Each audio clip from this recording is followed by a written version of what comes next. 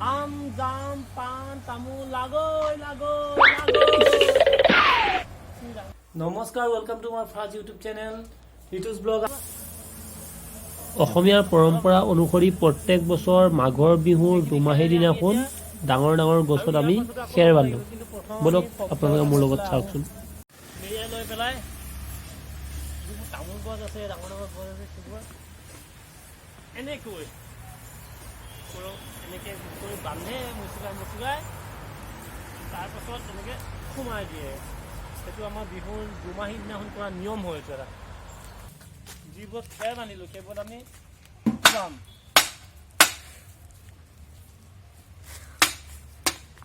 এই নিয়মটো কৰাৰ কাৰণে গছত চোৱা পাণ লাগিছে, তামোল লাগিছে, কল লাগি আছে, লগতে নেমু লাগি আছে আৰু যিখিনি বাকী আছে সকলোখিনি লাগি আছে। এনেকৈ প্ৰত্যেকটো গছত আমি এই নিয়মখিনি আমাৰ কৰি ল'লোঁ। কিন্তু আমি নিয়মমতে কিন্তু আমাৰ বিহু ঘৰটো জ্বলাব লাগে। কিন্তু আমি এইটো অসমৰ আৰ্হিত যিহেতু বিহু ঘৰ বনাইছিলোঁ, সেইটো কাৰণে আমি ভাবিছোঁ এই বিহু ঘৰটো এসপ্তাহমানৰ কাৰণে ৰাখি দিওঁ। কাৰণ ইয়াত বহুতো মানুহে ৰখি ৰখি ফটো উঠি আছে। সেইটো কাৰণে এসপ্তাহমানৰ পাছতে জ্বলাম, মানে 7 বিহুৰ পাছত জ্বলাম।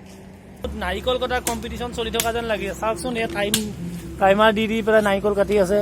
কোনে বেছি, মোৰ মতে চাগৈ কোনে বেছিকৈ কাটিব পাৰে, কম সময়ত কাটিব পাৰে, সেইখিনি লাগি আছে নিশ্চয়।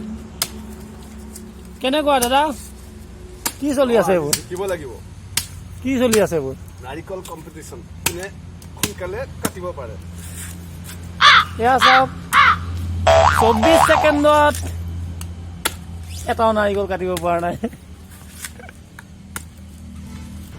প্ৰায় 1 মিনিট সময় হ'ব হ'ল, কিন্তু বৰ্তমানলৈকে এটা নাৰিকলটো বাদেই আধা নাৰিকল কটা হোৱা নাই।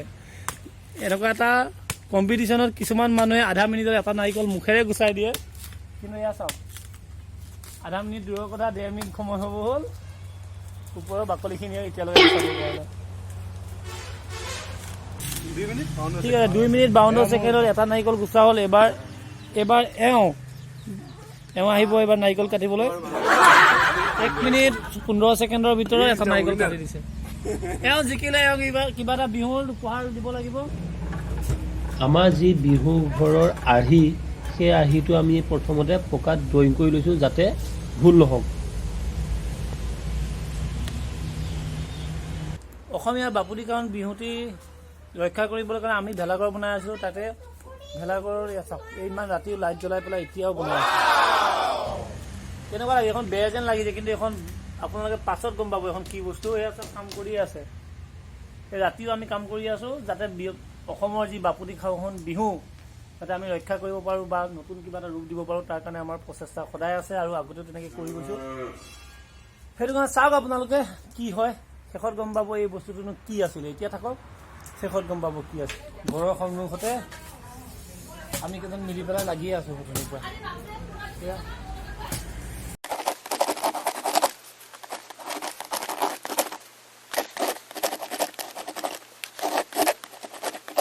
ভোগালী বিহুৰ কাৰণে যি বনাই আছিলোঁ আপোনালোকে এতিয়া চাগৈ ধৰিব পৰা নাই। সঁচা ময়ো ধৰিব পৰা।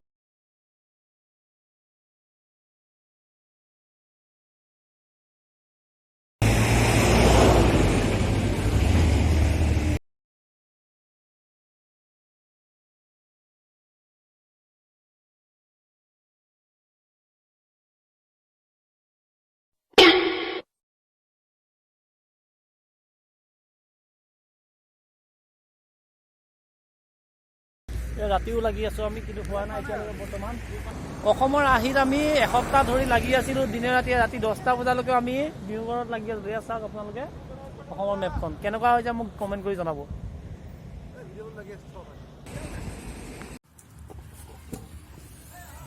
এয়া ব্ৰইলাৰ মাংস জুইত পুৰা হ'ল। এতিয়া আমি খাই চাম কেনেকুৱা হৈছে টেষ্ট, তাৰ পাছত ক'ম খাই বৈ। জ্বলা সেইটো, সেইটো জ্বলা হ'ল। জ্বলা পাবি, জলকীয়া দিছে এইবাৰ দি দিয়া। মোৰতো আধা টুকুৰ হৈ আছে। এইটো জ্বলা পাবা নহয়, সন্মুখৰ ভাল লগত আছে।